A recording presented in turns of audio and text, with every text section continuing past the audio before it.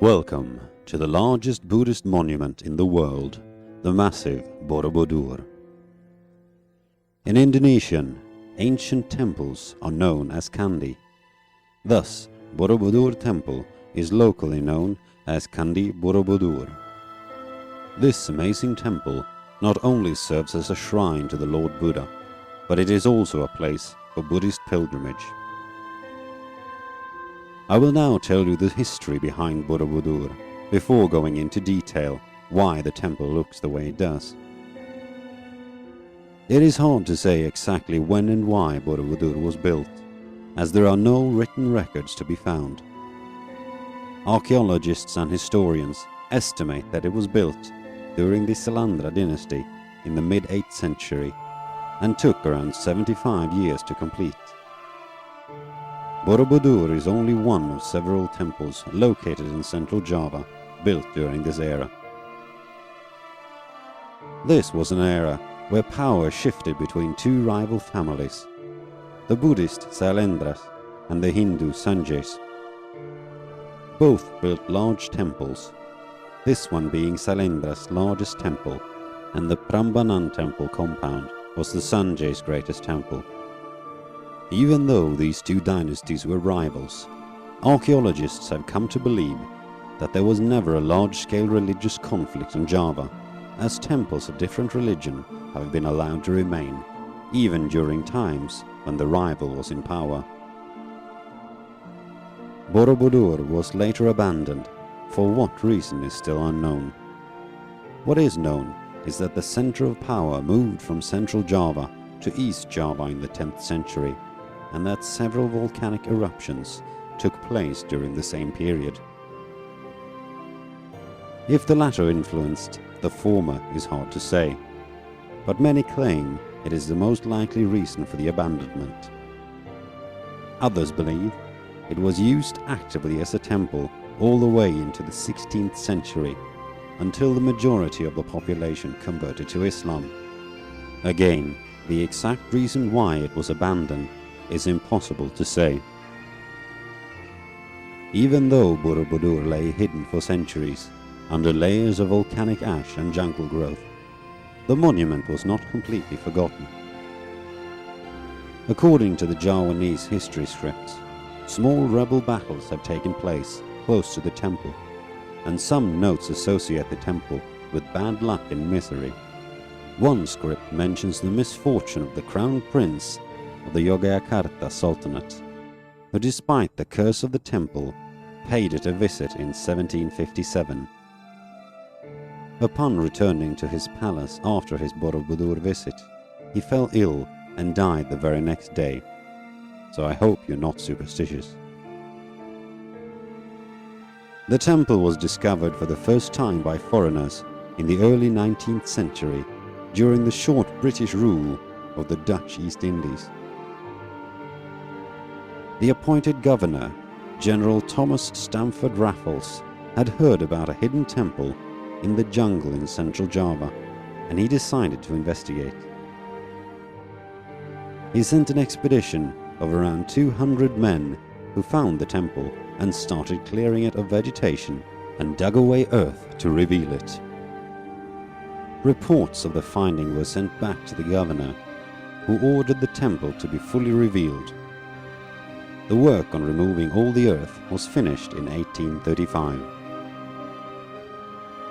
Although fully exposed in all its beauty, appreciation of the site developed slowly, and it served for some time largely as a source of souvenirs and income for souvenir hunters and thieves. Borobudur started to receive some attention in the early 20th century, when a restoration project was initiated. Due to the limited budget, the restoration was primarily focused on cleaning the sculptures. During this restoration, it was discovered that 3 of the Buddhist temples in the region, Borobudur, Pawon, and Mendut, aligned in one straight line position. According to native folk tales, there used to be a brick-paved road with walls on both sides connecting the 3 temples to each other. The three temples have similar architecture and ornamentation, deriving from the same time period, which suggests that some ritual relationship existed between the three temples.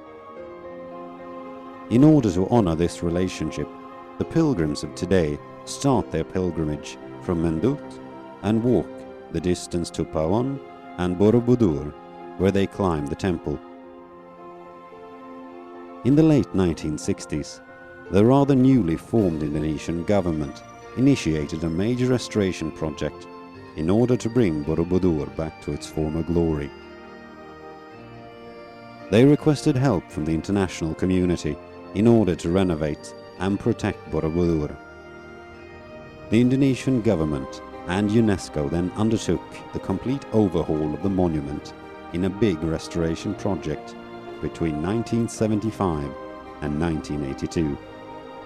The project involved more than 600 people and included improving the foundation, cleaning of all the carvings, and also a new drainage system. These restorations saved the temple from slowly disintegrating and made Borobudur what it is today. Now that you know the history behind Borobudur, I will move on to tell you why the temple looks the way it does. Borobudur is essentially built as one massive stupa. A stupa is a Buddhist burial mound for Buddhist leaders and holy relics. According to the Buddhist cosmology, there are 3 stages of mental preparation. Each one of these preparations are linked to one of the many worlds or planes that exists within Buddhism. Borobudur is based around these 3 stages of mental preparation, and each platform represents one of the 3 stages. The temple has a total of 9 platforms, of which the lower 6 are square and the upper 3 are circular. The first platform, the base, represents Kamadhatu, the world of desires. The rest of the square platforms represent Rupadhatu, the world of forms. And the upper 3 circular platforms, together with the main stupa, represents the formless world, Arupadhatu. The walls of the lower platforms are covered in beautiful relief panels depicting stories from Buddhism. The main part shows the descent of the Lord Buddha from the Tusita heaven and ends with his first sermon. The panels on the wall are read from right to left, while on the balustrade read from left to right. This conforms with the ritual performed by pilgrims who move through the temple in a clockwise direction while keeping the sanctuary to their right. At the upper circular levels, you will find 72 small stupas surrounding one large central stupa. When you look at the stupas, you will see that they are decorated in different ways. The outer levels have diamond-shaped holes, while the inner levels have square holes.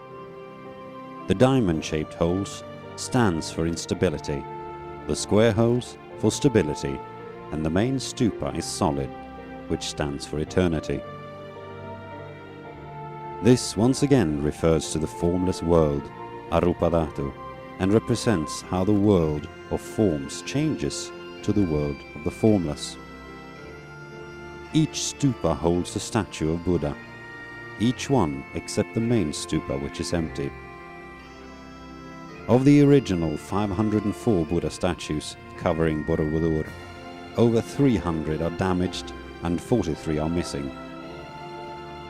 Since the monument's discovery, Buddha heads have been stolen as collector's items, which is the reason why many statues are headless.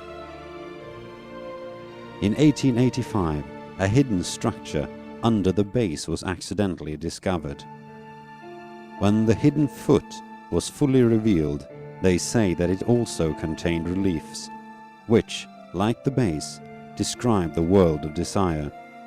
Only a small part of the hidden foot can be seen, as the majority of the hidden foot is covered in a stone encasement, for which reason is unknown. The main theory, however, is that the encasement base was constructed long ago to add extra weight to the base, as the original base might have been incorrectly designed. Today, Borobudur is the single most visited tourist attraction in Indonesia, with several million visitors each year. No wonder, as it is one of the most fascinating temples ever built.